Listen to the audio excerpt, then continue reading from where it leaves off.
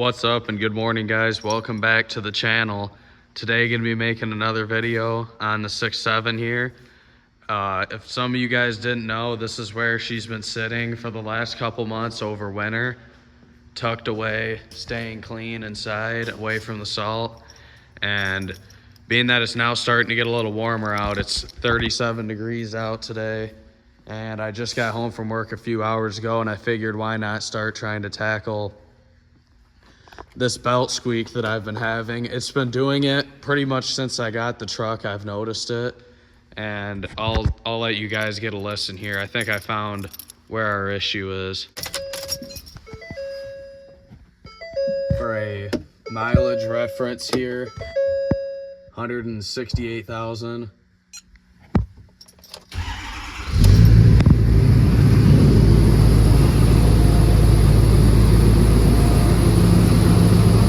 It's gonna be hard to hear over that exhaust.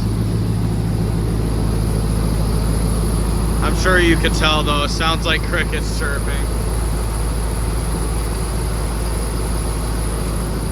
I was looking under here,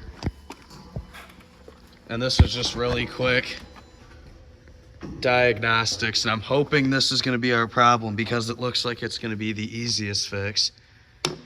So right down here will be our idler pulley, which, as you can see, it's got a lot of wear marks on it. And if I actually grab it with my hand here, I'll wait till this thing stops buzzing. All right, you guys should be able to hear this. It's got a little bit of in and out play to it. You can hear the click. And from what I can see, everything else is hard to get to. So I'm praying this is gonna be our problem here. So I'm gonna go ahead and get this thing pulled out. To get some room here, I'm just gonna pull my intake off. Looks like it's just gonna be this plug here.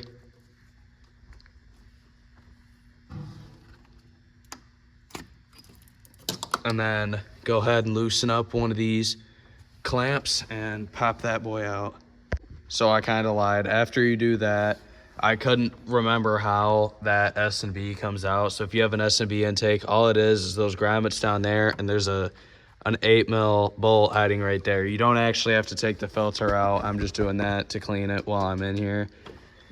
And yeah, so once we get that off, you can see down here, we have a ratchet wrench on there. And that's because the breaker bar doesn't fit. I guess Ford didn't want to make this engine like every single other belt tensioner in the world. So we're just gonna go ahead and pry it towards the driver's side of the cab and then pop this top of the belt off. You don't have to take the whole thing off. Just get it off of there and have no tension on that. So I'm gonna go ahead and do that off camera because I'm not gonna be able to record while I do this. All right, so now that we did that, I went ahead and got on here with a ratchet and a short 15mm socket.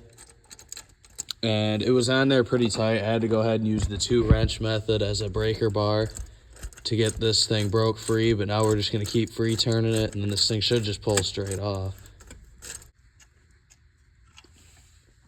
And yeah, it came right out nice and easy.